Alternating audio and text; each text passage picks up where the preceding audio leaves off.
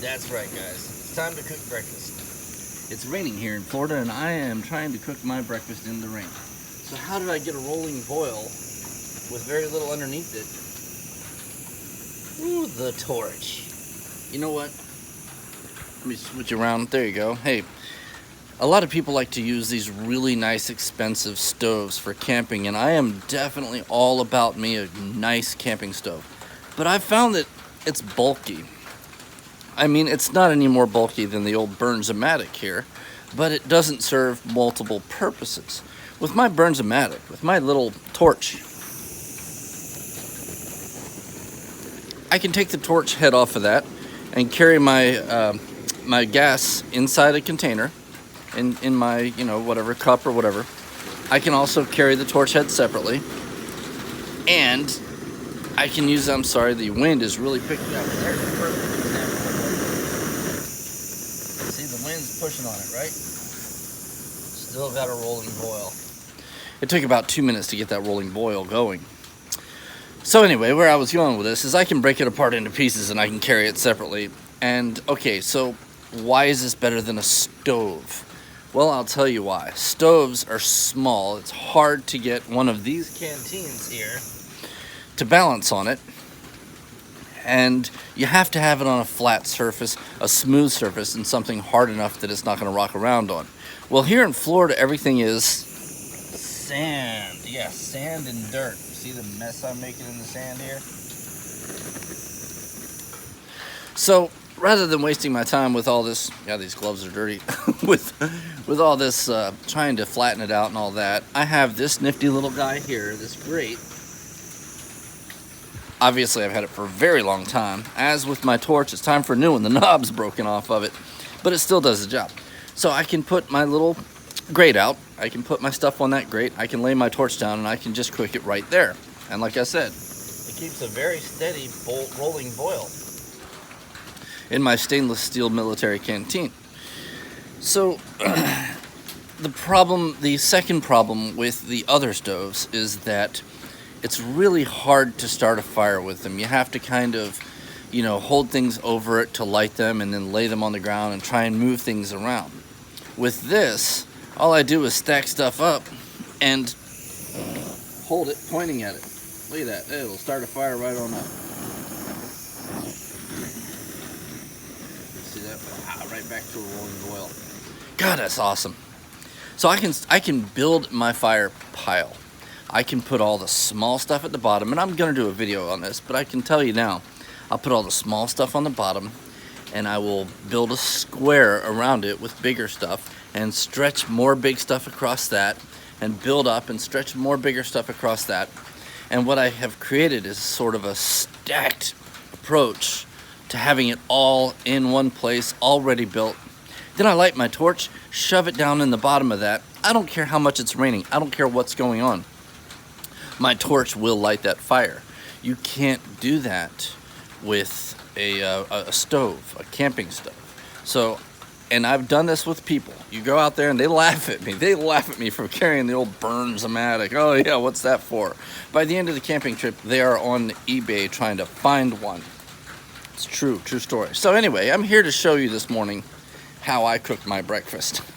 What I have here, a bag of eggs. I've opened up some eggs, cracked some eggs, put some pepper and salt and all that in there, and put them in the Ziplock bag, right? So now, let's see if I've never tried this with one hand. All right, so we'll go ahead and drop this down here into that, into the boiling water. Let's back that fire down just a little bit. I can do that with my foot, see?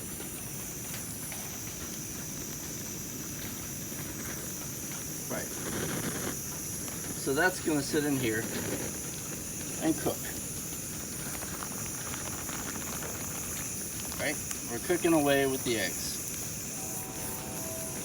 in the boiling water. I'm going to see what we can get here. There we go. So while my Ziploc bag of eggs is cooking up, I'm going to talk to you for a minute. So like I said, this makes a very lightweight, easy way for you to actually carry your fuel and your stove and all the things you need, and it's multifunctional. I can cook anything on this grate. I can put a pot or a pan on there.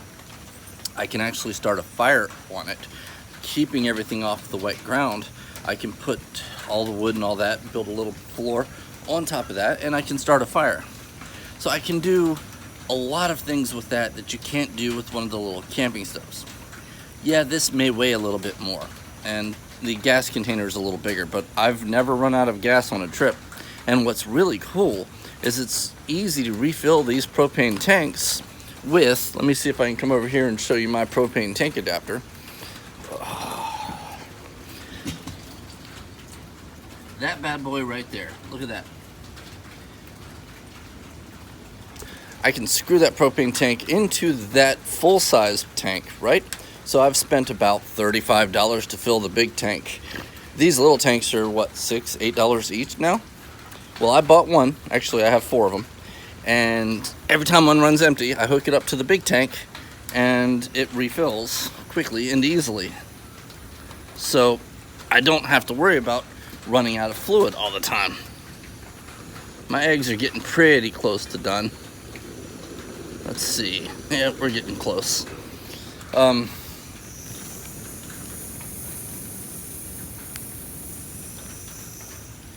My camp gloves are about finished. These guys are about 10 years old.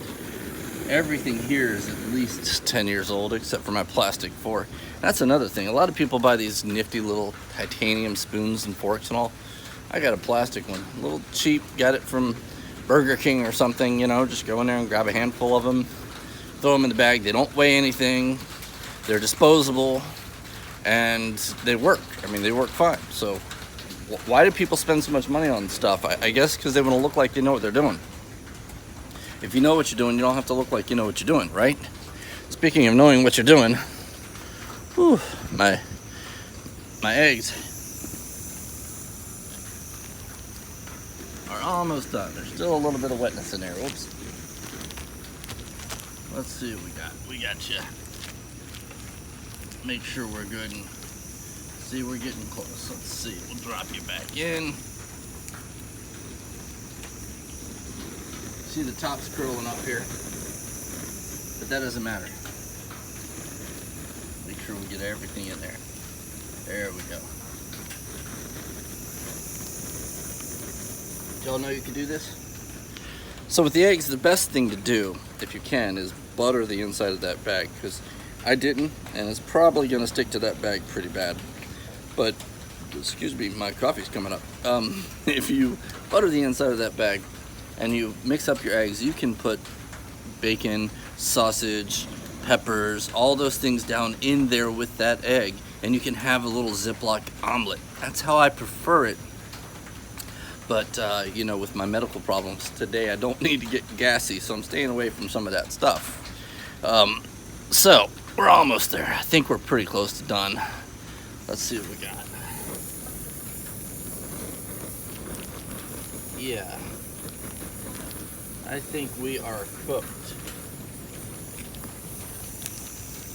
Now let's see what we got. And the cool thing about this is that you don't have to worry about using sterile water. You can use any water because the food's not actually coming in contact with the water. So I can use whatever water I can find, even if it's a muddy, nasty rainwater. I can use that and it'll do the job. I am gonna leave this boiling for a few minutes. But my food's out. So I can whip off this glove. Just because I can. Let's see. Look at that egg. Ooh, it's still way too hot to eat. But I've got pepper. I've got everything down in there. Salt. All kinds of flavoring. And you notice, ooh, it moves freely inside the bag. So I got lucky this time. But there it is.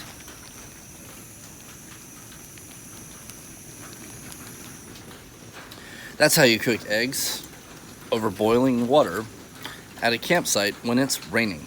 Thanks a lot for watching my video, guys. I really appreciate it. Hit subscribe if you like this video. If not, then hit subscribe anyway.